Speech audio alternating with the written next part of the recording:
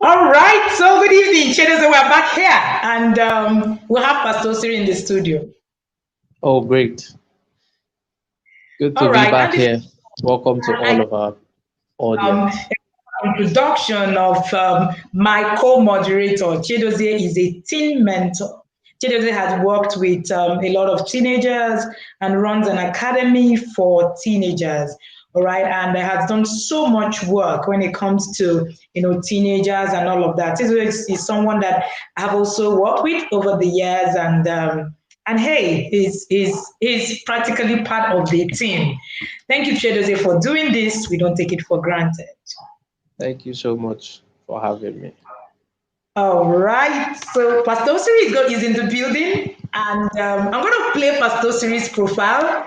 But after we play the profile, as usual, I'm going to tell you a bit about Pastor Osiri as well. And then I like the part of his name that is wisdom.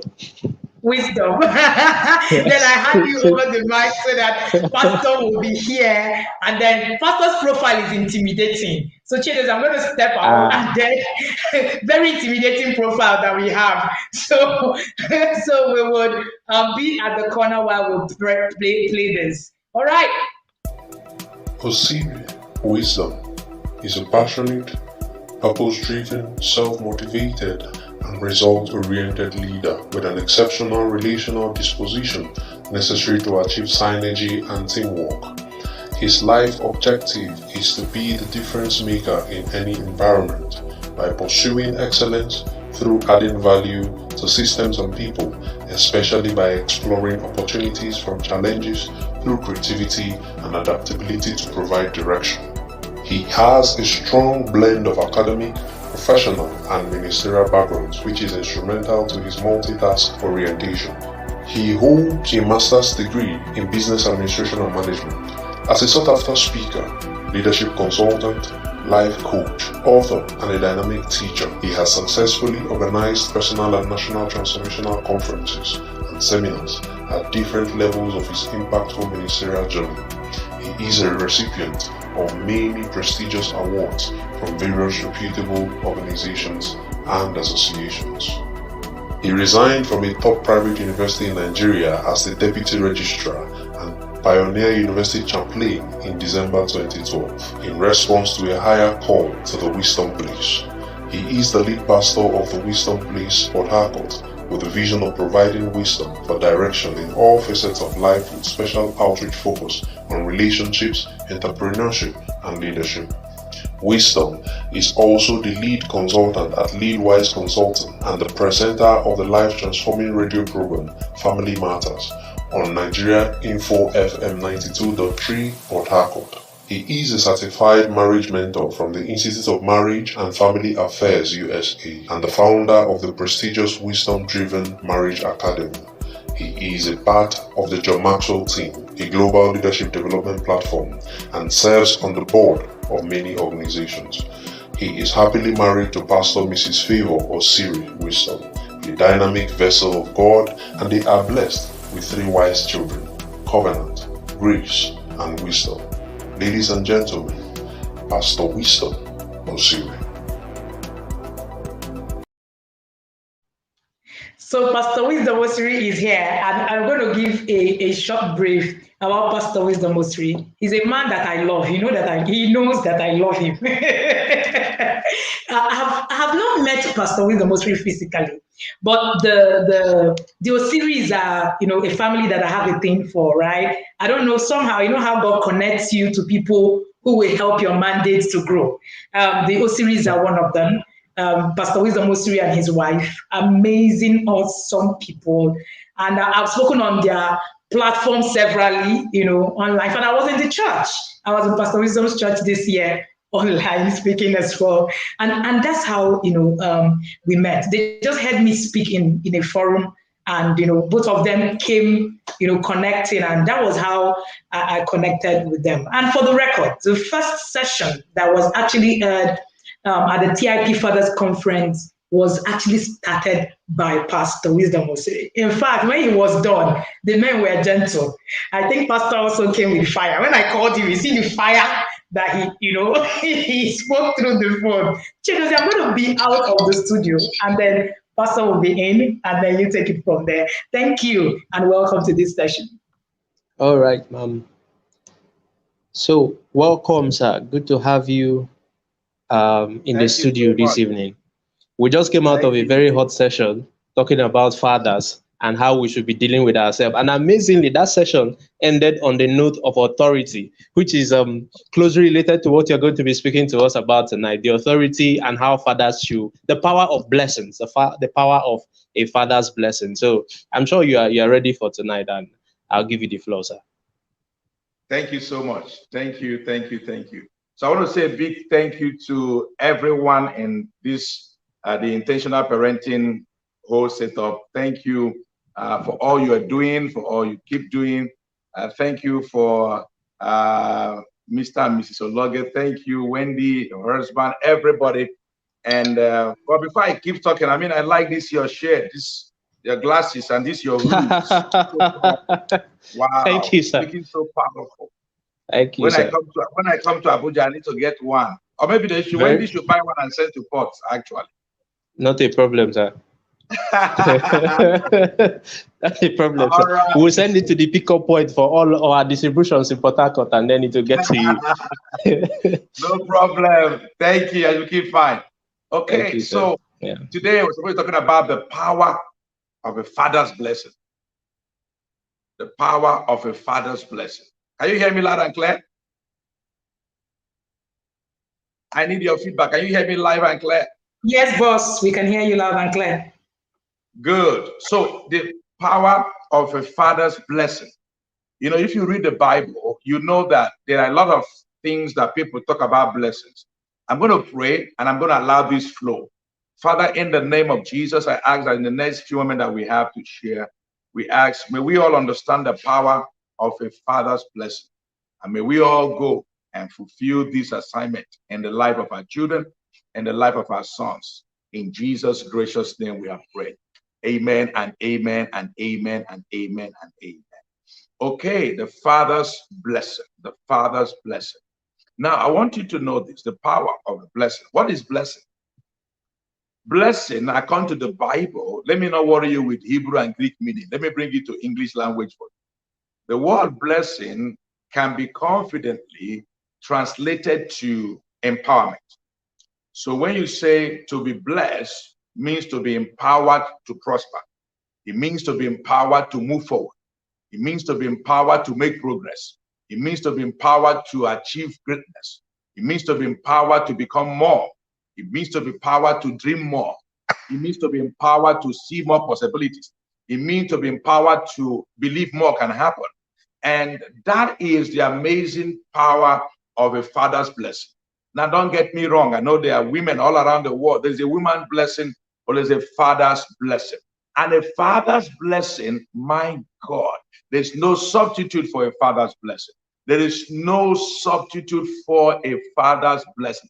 The father's blessing is a blessing that turns things around and changes the trajectory of people's life. You see, when a father steps into your life never remains the same. I spoke to a young lady just a few moments before I came live here now. Her father is alive, but she told me, she called me and said, Pastor Wisdom, you know what? You have been like a father to me. You are a great father figure to me. I don't have I have a biological father, but you are playing more father role in my life than even my biological father. And that touched me so dearly. And then she made a comment. He says, wait for me. I'm planning something big for you this Sunday. I'm now beyond this place. And then suddenly I realized that you can actually have you can be a biological father, but you're not playing the role of a father. If you registered in this program, which I tried to do, you will see that there was a background to how the impact of having a father in the life of a child, the impact it has on the child, and the impact of not having a father. I had a father, okay? My father died 4 years ago. I can tell you now, there is nothing my father ought to have done for me he didn't do. I did not miss anything as one being raised by a father. And so I picked a lot of things from my father. And I'm going to try to read one scripture, and then I'll begin to teach. And I'm going to try to give us fathers tools that can help us, tools that can help us begin to live this empowerment for our children, tools that can help us empower our children in no small way. That's what I'm going to be talking about. So if you know a father who ought to be here that is not here, make sure you call the father to join us. If you're watching this on Facebook or YouTube, I don't know what platform you're watching, call a father, because what you're about to hear will change your life forever. What I'm about to share with you are the things I learned from my father, and then he helped me to change the trajectory of my life, and I'm repeating the same thing. I'm modernizing them for my own children and in my own journey, and I'm leaving the father's blessing on my children. I can tell you the name Osiri is a blessing. I can tell you the name Osiri opens door, and I'm not boasting. The name Osiri opens door. The name Osiri gives people admission. The name Osiri gives people job. That's the power of a man that is blessed. So my father raised that quality of a name and bestowed upon all of us. We are 8 children, and I was one of those that were very close to my father, and I learned a lot from my father. So I'm going to show you a scripture that is very powerful, and that is in Genesis chapter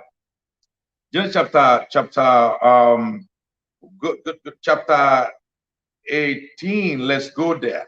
Genesis 18, and I want you to see this, and I'm going to come to share with you something I believe will help you, because it all started here. All right, Genesis 18. If you read that scripture, you will understand where I'm heading to. Now, this is God having a conversation with the man Abraham, and so Bible says from verse 17, Genesis 18, from verses 17, it says, God said, shall I keep this from Abraham, that what I'm about to do? He said, Abraham is going to become a large and a strong nation. All nations of the world is going to, find themselves blessed through him. Yes, I have settled on him. This is the message translation. I've settled on him to train his children and his future family to observe God's way of life, live kindly, okay, and generously and fairly, so that God can complete in Abraham what he had promised him. Good. I want to see this. God was speaking to Abraham. Don't forget, this journey started from chapter 12. When God met Abraham, he said, and God blessed Abraham, and said, and God blessed, blessed be God, Abraham of God. He says, them that curse you, I will curse them. Those that bless you, I'll bless you. I'll make your name great and all that. Now, suddenly, something happened to Abraham from that in chapter 12. Then in chapter 18, we see that even at this point, Abraham had not given birth to Isaac, if you're a Bible student. But yet, Bible in the Message translation, was talking about future. He said future. He said future family. He said, I trust Abraham so much. He does not even have a physical child now. There was Ishmael, but there was no Isaac, which is the child of the promise. He said, but I can see in Abraham that there's a future in the life of anyone that connects himself to Abraham. That's the power of a blessing. So Abraham got this blessing from God. Now that's not the end. Now Abraham now poured this blessing upon his son Isaac. And don't forget that Abraham gave Isaac goods, also cattle and things. But that's not all. After a while, famine came in chapter 26 of Genesis. All right, famine came, and then you see that famine wiped away everything, all right, that Isaac had. But Isaac had to go back and started to build again. The blessing was there. So you begin to see what I'm saying. So now when Isaac was old, Isaac had Esau and Jacob. Then there was a fight for the blessing. Are you still with me? And then Isaac, had to tell Jacob, who was close to him, go, Esau, go and produce my venison that I might eat and bless you. You see that the father's blessing. And then you know what happened? Isaac had a very powerful experience where the son, they swapped it. Jacob, by the help of the mother, took the blessing. Don't forget that Jacob also sold the blessing to the person called Esau, and they sold it. There was a transaction that happened. But what I want you to capture is to see what is going on. God told Abraham, I'll bless you. Abraham carried that blessing, put on Isaac. Isaac carried that blessing, put on Jacob. Now Jacob became the full expression of Israel. It was in Jacob that Israel fully manifested, because it was Jacob that gave birth to 12 sons, and the 12 sons became the 12 tribes. And Jesus came and had 12 disciples, and then the gates of heaven has 12 gates, and then the pillars in heaven had 12. And you see the things that happened in 12. When Elijah wanted to set up the fire to come back on the altar, he went back to 12. So I want you to capture the trajectory of what is happening already. So now, as a father, you need to know that you are empowered because you gave birth to that child, or because you are playing a father role in that child. There is a sharing of blessing transfer that you have received. I don't know if you catch what I'm talking about. So God blessed Abraham. Abraham transferred it to Isaac. Isaac to Jacob. Jacob now poured it upon the 12 sons. And then he looked at one of them, Judah. He looked at Judah. He said, Judah, the scepter shall not depart from your house. Kings will always rise from you. But I want to tell you a story about this. Now, in 1998, they did a study about Israel. They did, when Israel came back as a nation in the year 1948, after all the fight, they came back as a nation in 1948. By 1998 is 50 years. They took a census, they took a study to find out the prime ministers of Israel from when they came back in 1948 until 1998. Which tribe did they come from? Surprise, surprise. All, with the exception of none, they all came from the tribe of Judah. What does that tell you? The father's blessing can outlast any opposition. The father's blessing can overcome any genocide. The father's blessing can overcome every plan to end. If there's a nation that people have fought many times to eliminate, is Israel. They are surrounded by 6 enemy nations, but yet they are prospering. Yet they are the most advanced nation when it comes to agriculture. Yet they are doing well in medicine. Yes, in military, they are top there. Because there is a blessing. I want you to capture this, what I'm saying as a father, that as a father that you are here, there is an empowerment your children require. That empowerment you have now, you have it in a concentrated dimension that you have to spread upon your children. So to be blessed means to be empowered to prosper, to empower to prosper.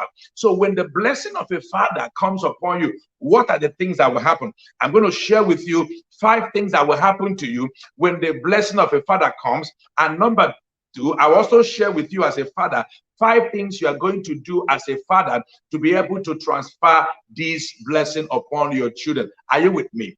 Are you with me? Now let's go. Number 1, when the father's blessing is released, like the story of Abraham, who got it first. Abraham moved from poverty to prosperity by the release of that word that came from God.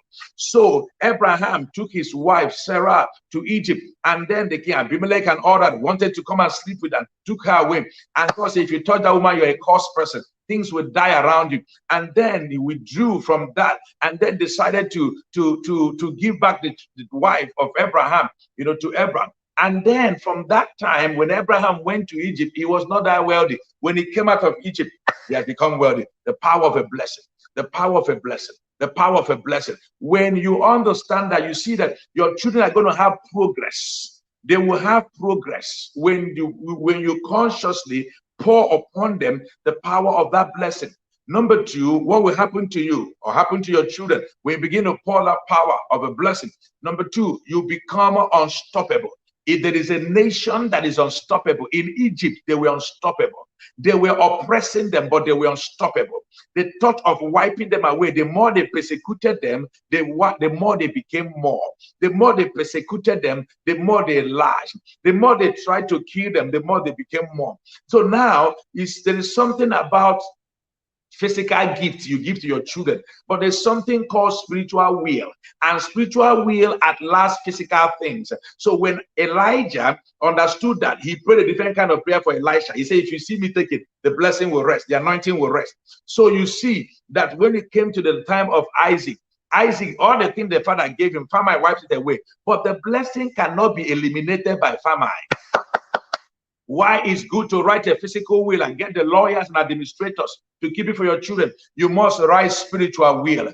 You must write spiritual will. And how do you write spiritual will? You have to write spiritual will by praying for your children, because that's what Isaac did for Jacob. That's what Jacob did for the 12 sons that he had. He had to pray for them. He had to pour his blessing upon them. I want you to know, Father, once you open your mouth and talk, something sticks over your children. When you open your mouth and speak, something sticks. You are don't just open your mouth. It's not other information that is coming out from your mouth. When a father speaks, it's not just information. There's a transformation that takes place. When a father speaks, because the word father simply means the source and the sustainer of a thing. The source and the sustainer of a thing. So my father spoke over my life. My father said, my son, you're going to go to places I've never gone to. You're going to go to nations I didn't go to. And I'm happy he was alive. I began to go to nations he never went to. And he said, that's the prayer I prayed for you. Let me tell you, your words can move your children faster than anything else. See, when you say something over your child and a native doctor says something over your child, your own will stick. Why? You are their father. That's the power of a father. There is something you need to understand as a father and begin to do that. So I've talked about two things already. Number three, when the power of a father, the blessings of a father is released, when it is released in a strange land, you become exceptional. And that's what played around in the life of Egypt, in the life of Israel. You know, Jacob went there. He went to be with his uncle Laban. He stood out there. They wanted to cheat him. He stood out. He stood out. When it was time for Joseph stood out. Let me tell you this. When you begin to release the power of a blessing over your children, they're going to be exceptional. They are going to be exceptional. Exceptional. Okay. Number four, I hope I'm not rushing too much. Number four is that the moment you begin to release, I'm using Israel as an example. All right.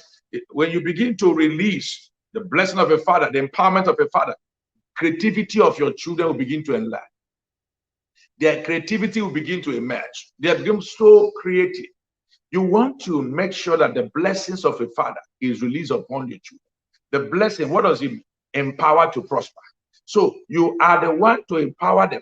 And there are other ways to empower them. I've thought about your words. Okay. Number five, let me close with this. Number five things that will happen when you begin to empower your children and release the blessing of the father upon your children. The next thing that will happen is that your children, they will become a reference point. Israel is a reference point today and tomorrow. Do you know people go to Israel even in the midst of war? The first time I went to Israel, it was in the midst of war. They are so I don't know how to explain that, but you flourish, you blossom. Your children are going to blossom. So now, having said things that have happened, now let me give you tools that will help you as a father. Tools that will help you to begin to empower your children. Because empowerment is not only spiritual empowerment. You have to empower them all around. What are the 5 things that will help you? 5 things that will help you to empower your children. 5 things that will help you to release the blessings of a father. Good. I'm going to talk to you about this from one of my powerful books. One of my powerful books, and I hope it's going to help you. Okay, is the 360-degree parenting book. If you need it, I'm sure that Wendy will get you to find how to get 360 parenting book. I have what I'm going to share with you is in the book. So the first thing out of the 5 is the power of sacrifice.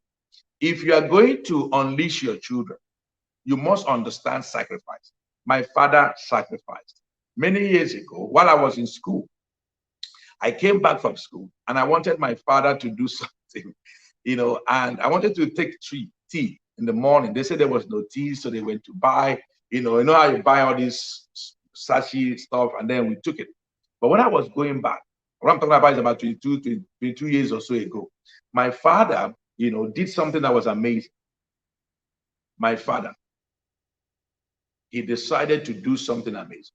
He bought everything I had on my list. When I was going, I said that I came here and I wanted to take tea. You didn't have. You had to even go and buy. So why do you have to go and buy for me when you didn't have? He said, I have been drinking tea all my life. And beyond that, I want to make sure that I sacrifice to empower you. He did not say, I want to sacrifice to bless you. No, to empower you. He understood the principle of sacrifice. You see, a lot of fathers are sacrificing mightily for their children. They are sacrificing for their family. They are sacrificing for people around them. They are sacrificing. Children, they are sacrificing. All right? They are sacrificing. They are sacrificing for their children. Fathers are sacrificing. And I want to commend every father. People may not praise you, but I want to praise you. Little, I want to clap my hand and celebrate you as a father. I know there are a lot of fathers here who are sacrificial. You are sacrificing everything you have for your family. You are doing your best. So if you are going to empower your children, you must understand the value of sacrifice. The law of sacrifice simply says, pay today and play tomorrow. Or play today, you will pay tomorrow. There must be a pay and a pay time. You have to choose which one. It's either you pay now and play tomorrow, or you play now and you pay tomorrow. You have to make up your mind which one, is what you want. You want to make up your mind which one you want to be your lot. That's what you want to do. You want to be what is your lot. I want you to understand this, that God wants you to understand that sacrifice is the way forward. You have to, as a father, if you're going to unleash that blessing, don't forget what I said, that to be blessed. Blessing means empowerment. So now I've talked to you about 5 things that will happen when you're empowered. I'm using Israel as an example. Now the first thing I'm talking about is sacrifice. You have to form the habit of sacrifice. All right. You have to find a habit of sacrifice. Everyone that has become something useful, because had a father that sacrificed. Fathers, they sacrifice. Fatherhood is almost synonymous with sacrifice. And so if you're almost getting tired, please don't get tired. One day my wife came to the house and she just, I was looking for some of my stuff, my undies and singlets, and I discovered that she has thrown them all away. I said, why did you throw away all my stuff? She said, you're always thinking about other people. You're always paying school fees, doing this, asking me and the children, are we okay? Is there anything you can do for us more? You've been an amazing father. And I chose to do this. And beyond what she did in terms of buying things for me, it was the words that she mentioned, the things that she said, they touched me. Sacrifice. I saw a parent, her eyes were very dim, woman. I said, why are your eyes dim? He said, we are writing an exam. I said, I don't know that you're writing any exam. I don't even know you're in any school.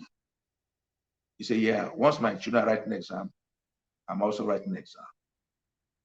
Once my children write an exam, I'm also writing an exam. When they sleep too early, I sleep too early. That's sacrifice. You're already making sacrifice as a man. I'm only encouraging you. You're on the right path. Keep sacrificing. Sacrifices will always pay. Sacrifice mentality is the foundation for unleashing the blessing of your child. for unleashing the blessing. Okay, sacrifice demands that you do your best now that you can. That you can for your children. Sacrifice is so powerful. When you become a father that understands what I'm talking about, it becomes easy for you to sacrifice. You sacrifice. Fathers sacrifice. I feel your pain. I feel like crying. Fathers, they sacrifice. Sometimes you might even talk to your wife, but you know you have to sacrifice. I can tell you, sometimes sickness can come over your body. But you endure the sickness. You endure the sickness. Yeah. You don't want to go to test. You don't want to go to test. You don't want to go to lab to have a test. Because you know, if I do this, I spend this, I might not even have enough to take care of my children. I'm not subscribing for you to do self-medication, but I'm trying to tell you how much fathers sacrifices. Fathers, thank you. Thank you for sacrificing. I've seen men that they endured hardship in workplaces. People insulted them, abused them. But when they remember that they have to work hard for their children. I've seen fathers. Please forgive me. I've seen fathers who were dragged from under the car. They died, tried to save and sacrifice for the children. Child of God, if you're a father and you're doing that, if nobody's praising you, I want to praise you today. I've seen people, they did so hazardous job, firefighting. They have gotten part of their body burnt. Some have their hands amputated. Different things happen to them. Driving every day, sacrifice. Mothers also sacrifice, and I understand that. And we appreciate them. But I want you to know as a father, if you're going to unleash that power of the blessing of a father, you must understand sacrifice. You must understand that long after you have gone, you are leaving a legacy for your children. You must understand that sacrifice is the bedrock. There is nothing big anybody has ever done without sacrifice. You're sacrificing right now. Please keep it up. Sacrifice comes back like compounded interest. It comes back like compounded interest. You're going to have this interest come back compounded. Come back like compounded interest. And I want you to understand that. Thank you for your sacrifice. And I can't tell you how much, you know, it takes to sacrifice a father. I'm a father of 3. I can tell you, spend millions and millions on them in their school fees, and you sacrifice. Sometimes you're hungry, you say, no, give the children, I'm okay. Sometimes you take them out and they're eating and you drink water. But let me tell you, everything you're doing is a seed. It's going to come back to you like a harvest. It's going to come back again.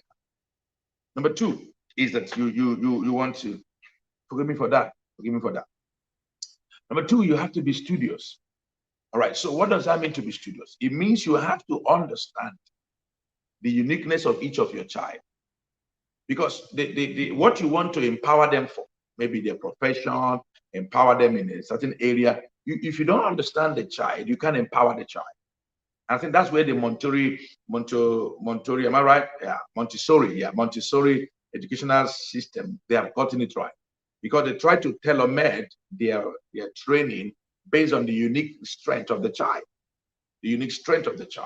And that's powerful. That's powerful. Okay, that is powerful. That's something you do not want to joke with.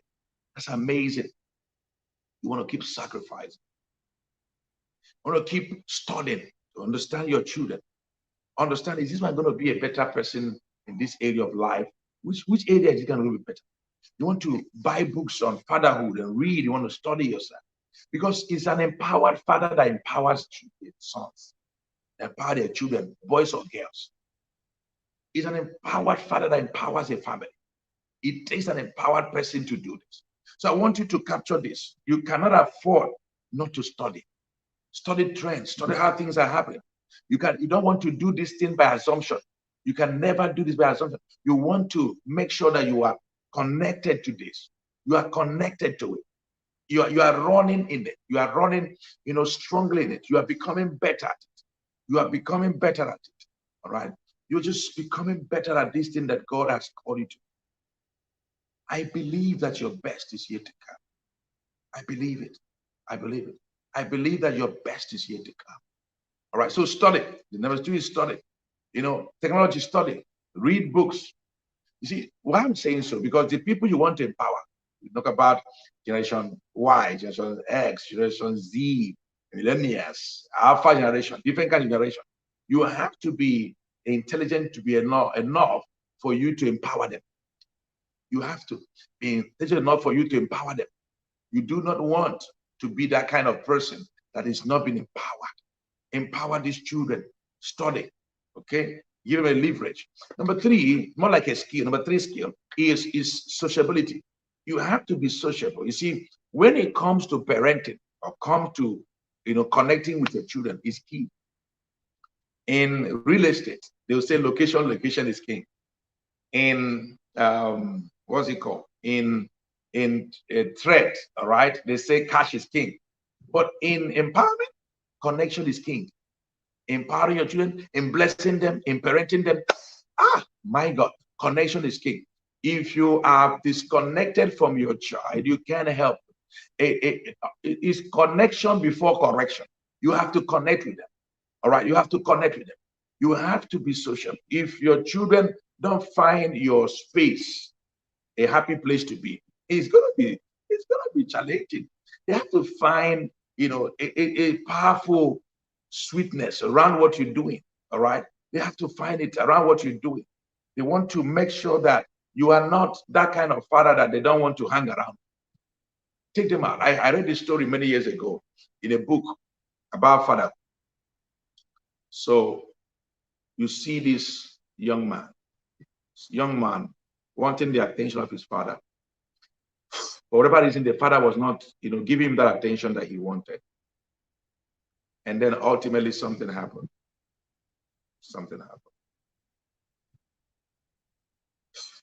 The father didn't have time for this child.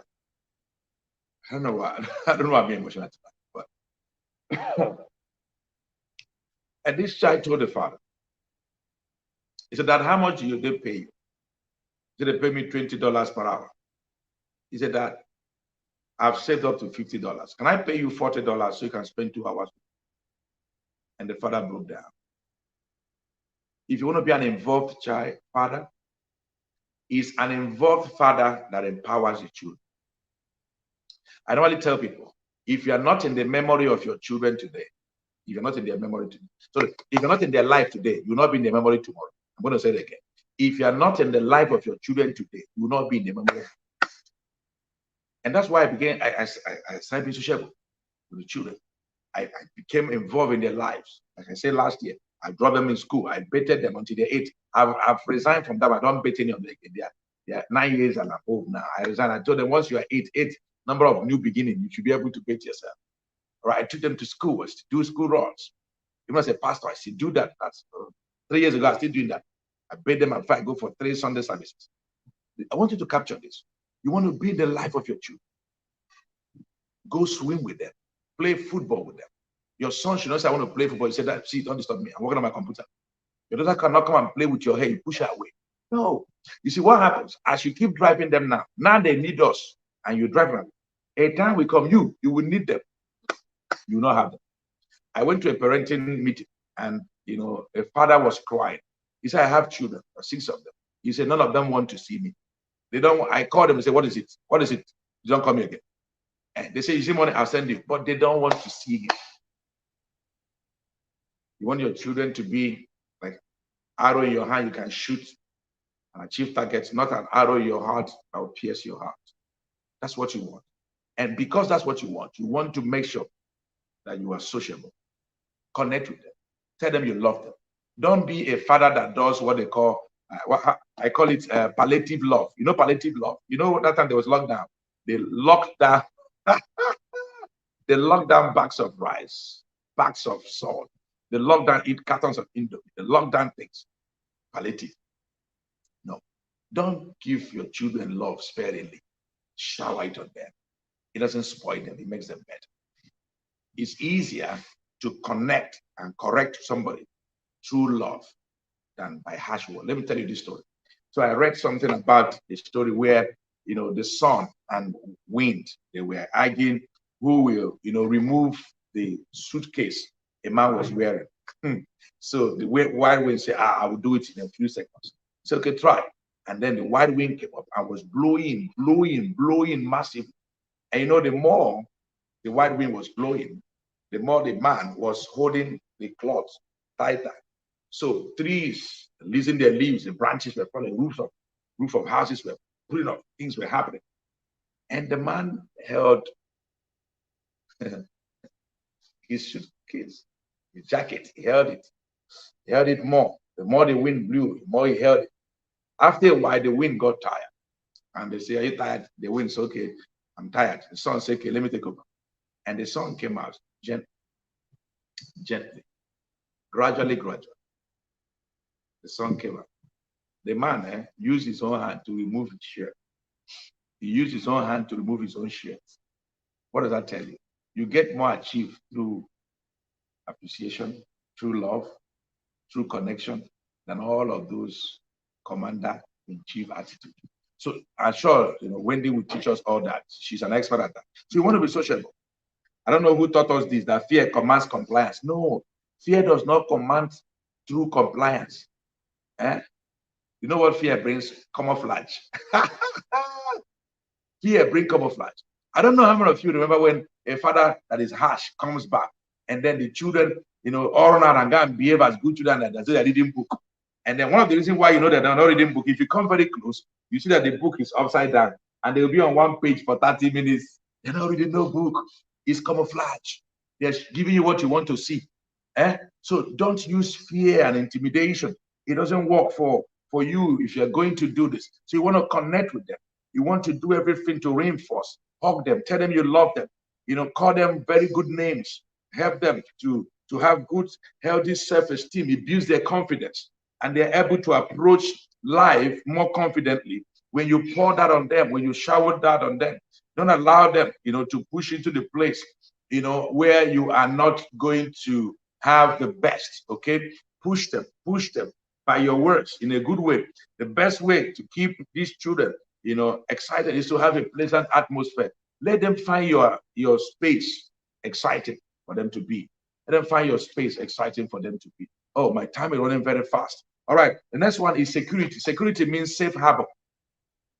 It means that if you're going to empower them, all right, you have to make sure that beyond just being sociable, they can find themselves safe around you. Safe. There are 4X. I've already said I have one more to come. You have to show them that you're safe.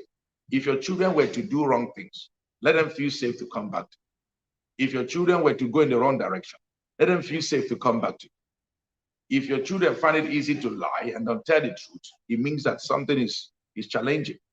If they tell their friends before they tell you, if you're always the last to know, you want to make them, tell them, make it publicly open. Say from now on, I apologize for all my ways. From now on, I want you to know I'm going to be a safe harbor. Let's us have this thing in a safe way. You'll be amazed how your children will turn out. They're going to show you amazing, outcome. You're going to see amazing outcome through the life of those children. Okay? You're going to see amazing outcome. And I want you to take the last one, which is structure. So you want to empower your children, structure. Structure every area of their life. Help them to structure their health. Help them to structure their education. Help them to structure their finances. Help them to structure different facets of their life. That's something you want to carry on. That's something you want to go with. Thank you so much, Wendy, for allowing me to do this. I have 10 minutes and I'm going to leave these 10 minutes for questions in case there are questions. All right, so I'm going to allow these 10 minutes. I've shared with you 5 things that are going to happen when you empower your children. I use Abraham as an example, right? And then from Abraham to Isaac, from Isaac, to Jacob, and then Jacob blew up. So if you read Genesis 49, you see where Jacob began to bless his children. He called them one by one and began to speak over them. I gave you the story of Judah, how Judah, finally manifested. Even the contemporary world, they realized that the word their father spoke years ago, which like a spiritual way came to pass. And I've told you 5 things you can do to begin to empower them. I've told you what things that can benefit from it and how you're going to do it. And I've told you about the 5 of them And I want to say thank you for having me. And I want you to please throw big questions and let's have this chat together. I cherish you and I value you. Thank you so much. Wow, wow, wow. This has been just amazing. Thank you so much, sir. Thank you so Thank much. you. You know, yes, a part of it was emotional, and it has been great. I used to look at the story of, I think Jacob is one of my favorite characters in the Bible, and his story is just amazing. So I'm going to take it up from there, sir. If you're still, are you still on the show? He is. I think he got booted up, and I think he will log in now. Okay. Okay, so let's just give him one moment. Yeah, he's here. Okay. Oh, sorry. Yeah, you're talking about emotional. Please forgive me. I was crying, but forgive me. Forgive me. No, not a problem, sir. I went ahead to talk about the story of Jacob, and I said he seems to be one of my favorite characters in the Bible, and I read that story from different angles, especially from the business angle and his relationship with his brother Esau. I'm going to take it up from there, sir, because we have a question.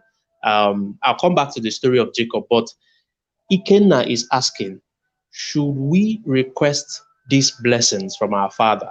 Because you have an Isaac that is telling his son to go and do something before he blesses him. So can a son get up to his father and request this blessing? Talk to us about that, sir. Yes, you can. Yes, you can. Okay. I did that for my father. I still do it. I'm planning to go home to my mother is still alive. I do that for my father, my mother. So at my age, I'm nearing 50. All right. All right. So I'm 40 something now. When I go home, before my father died 4 years ago, anytime I go home, I become the domestic help.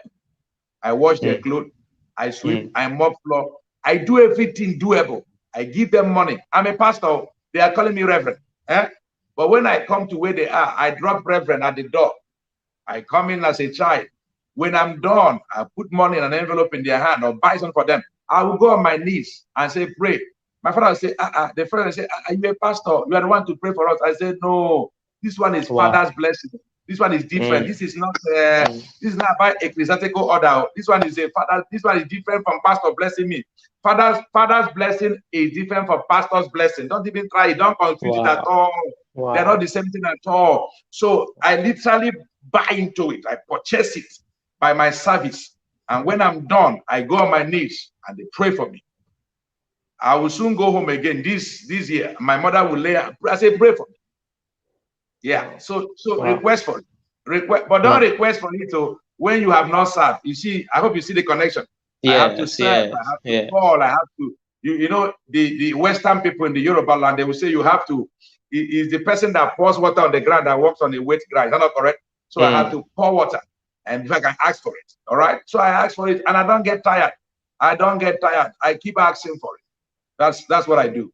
So I think it's quite okay to ask. But before you ask, make sure that you have value added, because it is value that begets value. Value begets value. Value begets. So Jacob brought venison. So we have to have our own venisons as we go to ask for the blessing.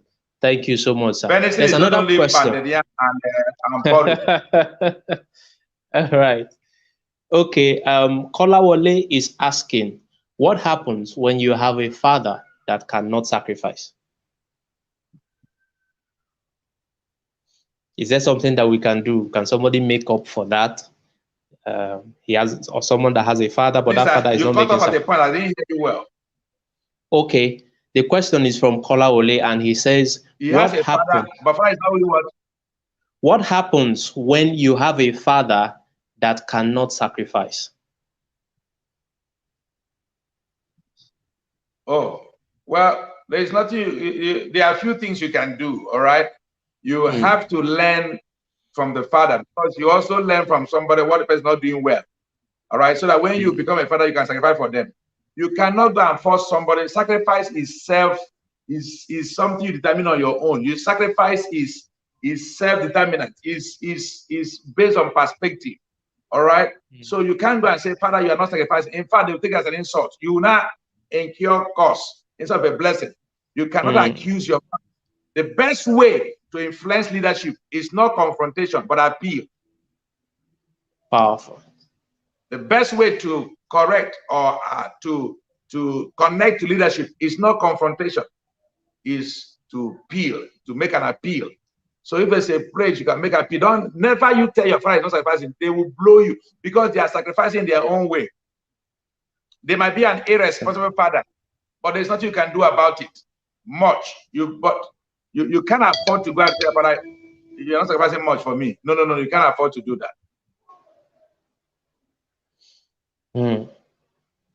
That's so powerful. The best way to influence leadership is by appeal and not confrontation. Thank you so much, sir. So I wanted to take you back to that conversation about Jacob, because someone listening to this, I was looking at statistics and issues about absent fatherhood. And someone listening to this is probably guilty for running away from their children or not having done, it happened to Jacob and he just had to run. So some fathers have run away from responsibilities, not because they intended to run, but maybe some certain pressure. What would you say to someone like that, sir? Okay, so you're a father here, you believe you're not doing the best. Let me encourage you. Impact is made in parts. Impact is made in parts. So the part that you have lost should not discourage you. Anytime you wake up is your morning. Anytime you wake up is your morning. I think it was Martin Luther King Jr. that says, time is always right to do what is right. So now, if you realize time is always right to do what is right. So if you realize that you have done a mediocre job, all right, you want to do an excellent job, the best thing is to take a decision. And that decision can come from, discontent, all right? You cannot correct what you are happy with. You can only correct what you're not happy with. So sometimes anger is good. The Bible says be angry, but just don't sin. He said be angry, but sin not. So anger is good. So now, my brother, you have to be angry that you have not done your best. And then, but don't allow the anger to go there. Some people waste their anger. There's a book I'm writing on. It's called Don't Waste Your Anger. Some people get angry, they kill themselves. Stupid anger. Some people get angry, they become prostitutes. Stupid anger. You get angry, you kill somebody else. Stupid anger. Be angry like what's his name now? Be angry like Esther. Esther got angry and then say, I'm going to fast and do something massive. Be angry like Nehemiah that went to rebuild the wall. Be angry like Samson that killed thousands of people. Be angry and turn around and do something for your children. Never you waste your anger. Anger is, you see, discontent is like anger that you are pouring to that fuel. But now you have to teach it by taking a decision and say from today, the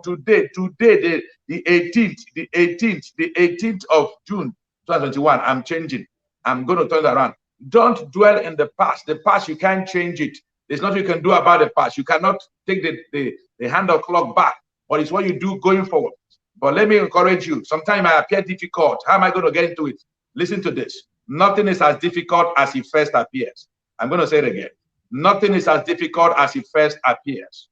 Nothing is as difficult as it first appears. The moment you get to that point where you have made a decision, then you begin, because decision determines destiny.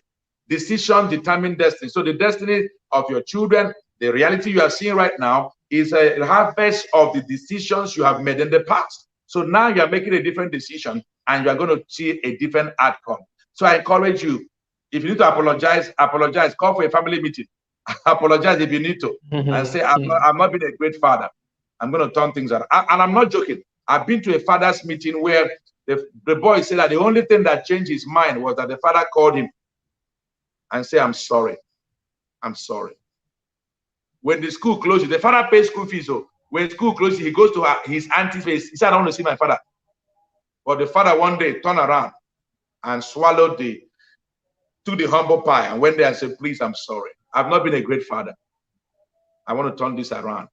Because you see, when it comes to parenting, for instance, one of the key things that changed me in parenting is to understand that parenting is, first of all, primarily about me, the parent, not the person I'm parenting. Parenting is me. If I change, my children will be happier. If I change, the family will win. If I change, my parenting skill improves, I will do a better job. So every child is at the mercy of the child. So please, my dear brother, don't kill yourself. Like we say in Nigeria, I cannot kill myself. All right? You know, even if it's choking you, let it choke you well, and then make up your mind. I'm going to do something about it. Don't kill yourself. There is hope.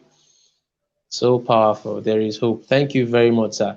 And that conversation about fathers apologizing, I'm not sure it's a conversation we can take tonight, that fathers can actually do apologize. Thank you very much for your time. And I came into the studio when I heard apologizing.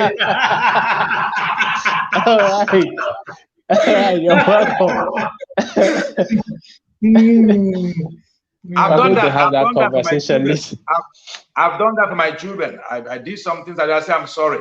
I accused you wrongly. That thing I said is not correct. Please forgive me. I won't do it again. You have to. You see, if you are not vulnerable with them, how do you want them to be vulnerable with you? You have to show them an example. This is how this thing is done. All right. So, for instance, we have a rule in our house. When you are eating dinner, you don't press phone. All phones face down. Eat food. So one day, I had an urgent SMS I must reply. I picked the phone to reply. My son said, Dad, you said that they should not reply. They should not touch phone. I said, yes, I made the law. But this one is exceptional. I'm trying to do this. He said, Dad, you are confusing me. I say, okay, I'm sorry. I repent. You know, I put it down. Yeah. What I did was I ate my food faster and I shared my food with other people and I went to reply the person. But you see, the culture of what I'm teaching him was much, much important than the food I was eating. Yeah. So I had to flip so that when you do wrong, you also come back and say, okay, let me tell you, when I did that one day, you know, he came back from school and I was trying to solve mathematics with him. And then he didn't really get the, I said, you are wrong. He said, I'm not wrong, Daddy. I said, you are wrong. He said, you're not wrong. I said, okay, no problem. You solve the way your teacher gave you. Let me solve my own. Take my own and your own to your teacher. Let your teacher tell us who is right. He came back from school. As he just highlighted from the vehicle, he gave me high five. He said, Daddy, you know something, no? Daddy, you know something, no? I said, what happened? He said, teacher said that you are correct. He is wrong. I said, you see what I'm talking about? He now said, I'm sorry. You know, it's good to apologize. When did he learn that thing? Because Daddy apologized. Many people, father, they don't apologize nothing. They don't apologize to their wife, apologize to their children. They are king. No, there's no monopoly of knowledge. You are not teaching them humanity. You are teaching them, you know, something, I don't even know what name I could call it. You know, it's fake. It's utopian. Something that's not in existence. As a human being, you make mistake. You apologize. I'm sorry. I'm sorry. I didn't get it right. Forgive me. They ask you, what is the color? One day, I learned that my children, they know some things I don't know. The days they're doing, who wants to be a millionaire? So they were asking this question about the color of Ben 10. At that time, honestly, I don't know the color of Ben 10. So they asked this man, I think it was about 500,000 or something was going to win. This guy did not know it. My son, it was about 4 years then, he was screaming. He said, Ben 10 is green now. Who does not know Ben 10 is green? It's green. I could not say anything because I don't know otherwise. I kept quiet. And the big man that was on that stage fell it. My son said, Jesus, can somebody fail Ben 10? Then suddenly realized that you are not a monopoly of knowledge. There are many things you don't know. True. As a father, don't be too big to apologize to your children. Parenting is first about you before the child. Correct. True. Wow. I'm going to have to send out this recording to a number of fathers that I know. And I'll encourage every of our participants. I can see at some point we had about 120 persons live on this show. Please invite more fathers and let's get more persons involved in this conversation as we attempt to change the narrative in parenting across our society. Thank you so much, sir. Thank you for your time. We have overshot, the schedule. Wendy is back on. I don't know if you have something to chip in before we tidy up. Thank you so much, Pastor. It was. I can't see Wendy. Wendy is dark now. I'm here, sir. Go ahead. Pastor likes to tease me a lot. Thank you so much, Pastor. Thank you so much, Pastor. And it was quite, a time, and the emotional part. But I like the balance that came with it. I like the fact that we are also looking at calling attention to what should be called attention to, and the fact that the blessing of the Father, for me, that was a takeaway, a take home for me, right? The governor is somewhere listening, in the background, and I'm sure we're going to have a lot of conversations when we also leave, this place. I have seen the blessings of the Father transform the children, the things that were spoken, the things that were said. And, in our society, these are some of the things that are not obtainable. Instead, we're having it at the other end. The end where fathers are the one cursing their children. The end where fathers are the ones, being the opposite of what they should be. The end where, when you talked about being studious, remember, Pastor, last year when you were here, you talked about how you can even begin the journey. The theme of the conference last year was the boy, the man, the boy, and the family. How the boy transforms to the man and then becomes the family, and then the society was also part of the team. And I remember that you said something about never assuming parenting, having fathers to get into the system to learn. I want to know, how can we get more fathers to begin to, learn? We run a lot of, conferences. We run a lot of courses. We have books. There are books that people have written, authority on this subject and all of that. Yet in our society, we find women. We still hear things like it's a woman's job. We still hear things like, I'm saying this because at least you're a role model in this setting. We still hear men who say to their wives, go to that place and just listen. I still had women who came to me to say, my husband doesn't want to come for the conference because he says that there's nothing he will learn. How do we begin to? For me, I am for solutions. The Father's Conference actually, started because I was worried that we're making the mistakes of the past generation. All right, we're picking out the things that were wrong, that we're not looking at it to actually reform it. How can we begin to call attention to some of these things and then begin to help men? Pastor, I also know that you run in fact, a very interesting ministry that men are very attracted to. I don't know how that is. Men are attracted to your ministry. You have more men, than you even have women and all of that in your ministry. How were you able to, do that? I know that you've done so much work with the male folk. Tell us, what do we begin to do to actually do this differently, sir? Okay, so thank you so much, Wendy. I think I would rather say not just what do we begin to do, what do we keep doing? You're already doing something. All right, you're already doing something. I'm doing something in my own corner. I think we're just going to have more pockets of people doing things, and after a while, going to form a critical mass, and the narrative will change. I mean, last week, Saturday, I went to a Redeemed Church to speak, and look at the way the pastor introduced me. He said, my wife, he was introducing me. He was talking to his wife. He said, my wife, this is that pastor that taught me that every job in the house is a man's job. You only delegate to the wife. The way the man explained it, I was so excited. And then I looked at the wife at the end of the meeting. I said, he said, my husband has changed. I did not know you were the one. My husband came home and suddenly my children asked me, what happened to daddy? All right, what happened to daddy? So now daddy is now more at home. Daddy is willing to follow us for outing. Before he give mommy and I say, go, you could just take out and go out. I want to rest. Take the children out. You're making too much noise. Take them anywhere. Take them anywhere they want to go to. He said, no, now daddy is a driver, driving us to go. He's taking us. He come to. I was awed. I was awed. So that's number one. We're already making moves. Having this here. Number two is we need a lot of more models. We need more models we can look at. and then we can all be inspired. You know how Martin Luther King was a model, and what Mahatma Gandhi said, you have to be the change you seek to see. I believe that the men that are listening to us here, 100 of them, 200 of them, and many more thousands will come to listen to this later, you know, is they're going to see that the lives of a child that has a father and a mother alive is a blessing. All right, it's a blessing. Statistics shows it. It shows it. True. That children that are raised by a father and a mother together, you can't compare them. They're more emotionally stable. They are less prone to crime. They are less prone to depression.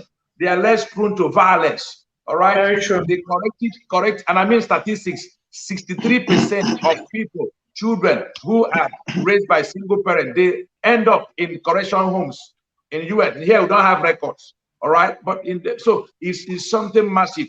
One day I went to a prison. You know, our church, we wanted to do an outreach. We got to this place and we saw men. We saw men.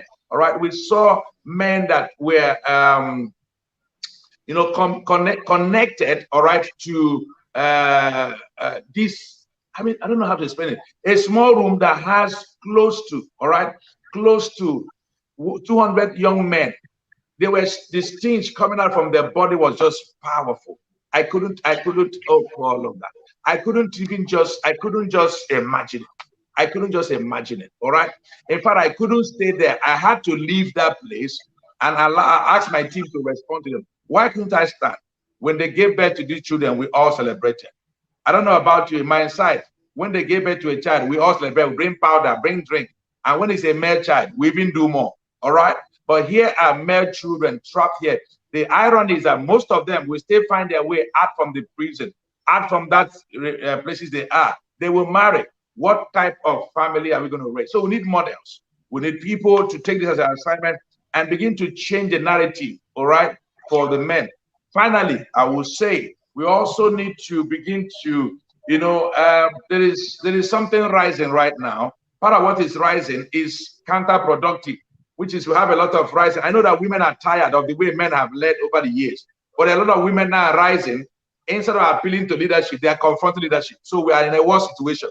All right. So we also need to begin to get that balance where, you know, the ladies are going to be helping. Say, I'm here to help.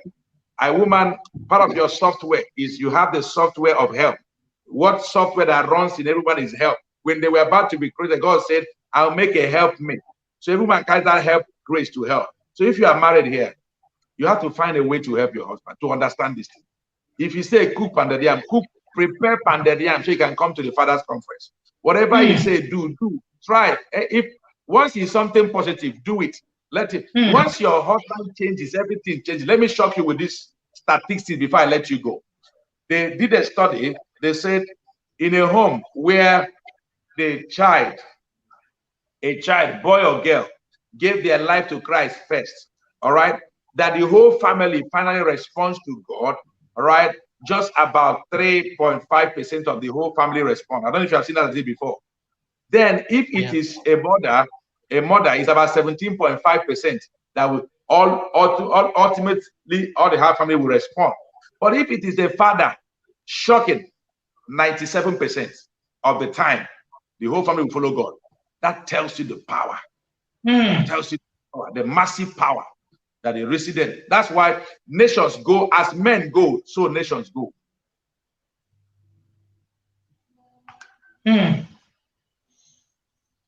Awesome. Pastor Osiri, I'm trying to assimilate this, you know, the part that you know, Chidozie had when he was talking about he was talking about not confronting leadership, and I think that's a key thing for us, which is also one of the things that we are getting the panel sessions to discuss tomorrow. Tomorrow we're going to have 2 panel sessions, one led by women and one led by men. We want to actually begin to have relevant conversations on, you know, why things are the way they are. Can women also help? Because we know that, yes, at the point women are getting choked with all of the things that are happening, but we need to find a way. Like I tell to the parents in the inner circle The Inner Circle is our parenting program that runs annually. And most of the people who are here are the husbands of the people in the Inner Circle. And, you know, I tell the parents in the Inner Circle that if we must buy, you know, do this, then we need to market it in the way that, you know, the fathers will buy it. Because going to a war front is not going to help any of us, which is what I have seen. You know, the war on social media, and then we've gotten to a point where we're now telling ourselves that fathers are not important, and then making a whole lot of mess in the society. So we now say things like, he's not a man, I can raise my children alone and all of that. And, you know, it's really painful because we know, you know, the things that this can actually cause in the society. So thank you again, Pastor. I wouldn't want to keep you past the time because I am very sure that you have another program. When I called Pastor Osiri to come up for the conference, in fact, Pastor Osiri says it like I have a ticket to his heart. And I'd say, he said, no, I'm there. We're going to do this and all of that. Pastor Osiri has books on fatherhood, on parenting. You want to reach out to us if you want any copy you need to get, you know, copies of these resources to help you. Beyond that, we want you to actually, if you got value from this session, we want you to actually go on your social media circle. Remember that Pastor Osiri said something about models. If other men see that you are learning, they're going to see what is happening there. Who said that? You know, Pastor said something that is very interesting. He said the software that runs every woman is HELP, HELP. All right. And, you know, that was, you know, profound. And that's so true. So imagine that you put out a quote and you just tag Pastor Osiri. Hey, the Fathers Conference is free, was made available free because, you know, these noble men have decided to work with us to actually be able to do this. Trust me, you are accessing it free, not because it's free, it's because it's being paid for. Nothing really is free. Somebody is making a sacrifice somewhere. TIP is paying the price for you to be here. So it's not free, really. So when you come in, you should recognize that you are coming into a program that was supposed to be paid for. I don't think you know what it takes to bring people like Taiwo Akinlami, Pastor Osiri, and all the rest of the people that we're bringing through in the conference. I don't think you know what it takes, right? But that's not why we are here. We're saying that you can at least begin to do some kind of payback. Go on your social media and begin to help us spread the gospel that men need to be involved. Share one thing that you learned today and tag Pastor Osiri on Osiri Wisdom. He is right on Facebook. Or you can also tag him on Instagram. He's also the overseer of the Wisdom Place Church, Port Harcourt. You can also look up for Taiwo Akinlami. Taiwo Akinlami is everywhere on social media as well. You just put up a quote and just say, by Taiwo Akinlami, tag this man, tag the Intentional Parent Academy. That's the way to say thank you. And we would appreciate that you do that because we want this message reached out to many more men. And because we are appealing to you, we're not forcing you. We're not in a war front. We have come with an appeal. And we're hoping that you are also going to buy our appeal as we're appealing. Like Pastor has advised, you know, that we should appeal. I know that women are not here. Tomorrow at the panel, I will tell them that Pastor said we should start appealing, we should stop fighting. So I'm going to carry the message to women and tell them that we need to start appealing. But as we are appealing, Pastor, please tell them too. Let them also help us to receive the appeal. And also push the message. You know what happened? Yeah? Wendy, any wise man will normally listen to the wife's appeal. The reason is that what the Holy Ghost is to you in the spirit, that's what your wife is in the physical. Just look at all the job of the Holy Ghost is what the woman is doing. Whether it's to comfort you, whether it's to remind you, whether everything, that's what they do. Sometimes they do reminding. So if they do their own reminding more than the Holy Ghost. So how do we give you, please, on behalf of the women folk, can we please come to your house and pound yam? Yeah. So ultimately, you understand that as a man, a woman is there to help. If you don't want a woman to help you to go forward, she can also help you to go backward. Do you know Eve helped Adam out of the garden? Wow. Eve helped Adam out of the garden. There is a help software that runs in any woman. It's already there. It's a function now. Do you now have what it takes for you to harness that help that the woman carries? So every wise man, they don't joke with the counsel, advice, appeal of their wife. No, we don't. I don't joke with it. I know I've obeyed my wife many times and we succeeded. I've also obeyed her and we enter some small trouble. But at the same time, I have analyzed it all together, all put together.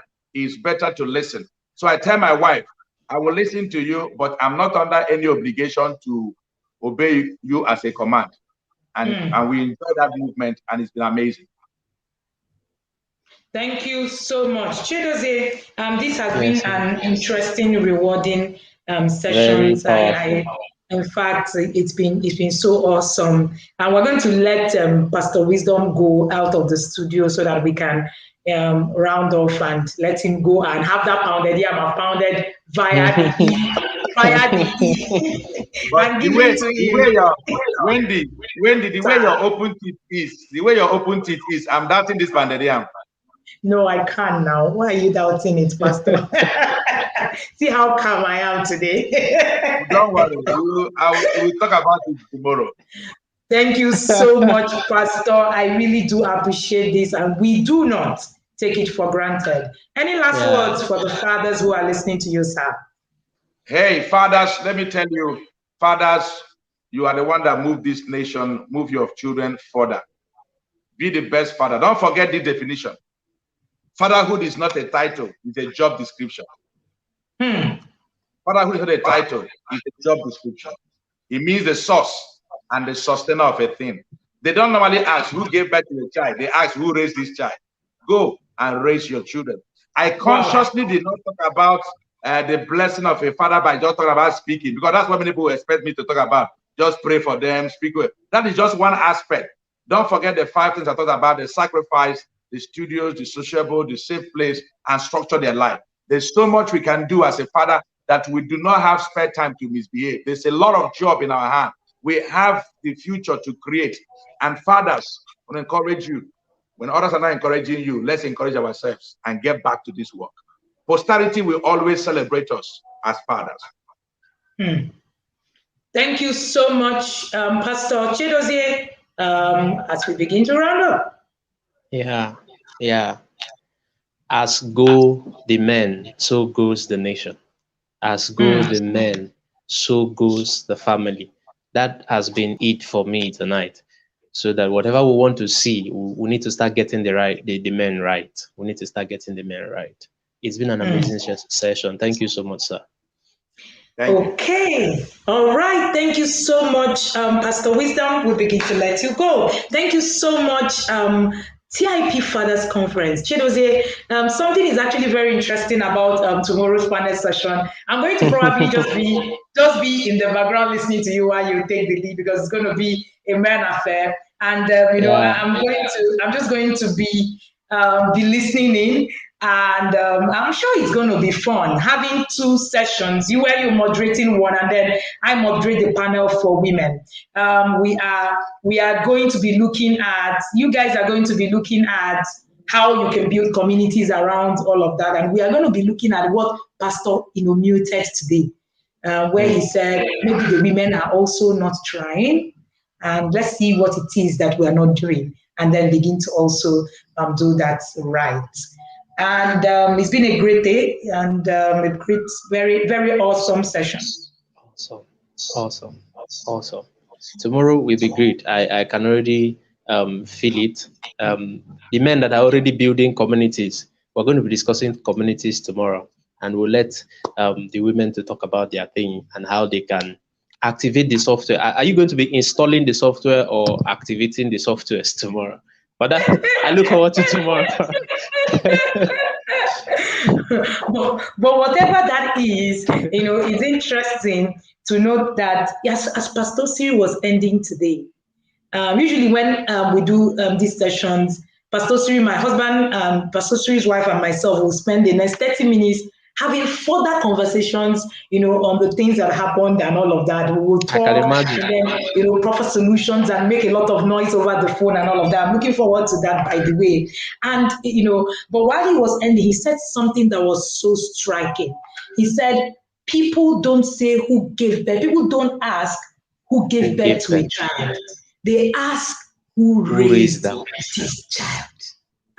It was everything for me. People ask who raised this child. When people ask who raised that child, your child, who would they say it is? Really, it is something that we need to really think about. Chedose, thank you so much again. It's been an awesome time with you. Like Pastor said, I think I want the hood too. The hood is also going to. I think I also want it as well. Tomorrow is going to be dope. Whatever it is, and I'm looking forward to it. We have a 10 a.m., we have a 12 noon, we have a 11 a.m. We'll have a session by someone who is an income guru, a business guru, a business coach, who is going to teach fathers how to make more money. Maybe it's the money that is frustrating many more fathers. Let's also begin to learn all that part. That discussion is important. Yes, and tomorrow is really jam-packed. And then we also have in DV, we're having Ebuka from Save the Boys. Whoa, Ebuka has worked with so many boys. I want to hear that conversation. I can't even wait. And then we're also having Andre Holmes. I've seen Andre Holmes, 3-year-olds, cook, cut stuff. He's American and, awesome, yes. And, his involvement, his parenting system and all of that has been amazing. And did I also tell you that at the panel, you noticed that we have a stay-at-home dad who is also going to be joining the panel tomorrow. It's going to be just awesome. I'm looking forward to it already. Thank you so much, everybody. Of course, we cannot even begin to keep people more. Remember that replays for these sessions are only available on Projects, all right? We're not going to have replays there in case if you're going to want access. We're going to give you replays with worksheets. The worksheets are going to contain the to-do, what you need to do, not just, what you're hearing, the things that you need to walk through after you must have heard what you've heard. So for all the sessions, we are going to give you a worksheet per day that you're going to use. And then we're also giving you the guide. The guide is called The Blueprint of the Involved Father. All right, we've created this guide specifically for fathers to actually begin to walk the journey. We want to create content that are specific to fathers because we're beginning to understand that fathers are also really different and we want them involved. If you really enjoyed this session, I need you to hit the like button. And while you're at it, I also need you to share the fire emojis if you got value. Chedose, do men know how to share these fire emojis? No, we don't. I think you should teach them how to share these fire emojis. And hey, who took screenshots for us? I forgot screenshots today. Can someone take screenshots for us and then share on their social media handle that the Fathers Conference was all shades of lit today? All right. If you took screenshots, you can share right on your social media handle, tagging us, and remember also to tag the. Remember also to tag the speakers. Sorry, this is the payment that we're going to give them. Okay, Chedose, you are teaching them how to share the fire emojis. Yes, here we are. But if it was a session now that because the mothers already understand how the academy work with the fire emojis, we're going to see. Maybe we can ask the fathers to share the dollar emoji. Okay, maybe we should tell them to share the dollar emoji. Find the dollar emoji, please, and share in the comment section. I think that should work, right? Awesome. But fire is also very akin to women. Joy is also here. Joy is also one of the team members. She's trying to work in the background. We also have Precious in the team. We have Shira. Awesome, people. We have Augustine. My team has actually been on ground. In fact, I don't think Chedose slept well today. I'm not sure. Because from morning, I started sending voice notes and, till evening and all of that. And I'm sure he's just going to turn and just say, oh, coach, all the videos that you've seen, all the flyers that you've seen were all built by my team. All right, this, the TIP team, I've made this possible. I do not take this for granted. You guys are just awesome. Awesome. Oh, we see the dollar bills. The dollar bills are here. The dollar emojis are here. Because we like money. Yeah, that's awesome. But I can see a lot of the fire emojis as well coming up here. But most importantly, take screenshots, share with your community, share with people, friends and family. Share the link so that they will join us, all right, in the sessions tomorrow. I look forward to having an amazing time with you tomorrow.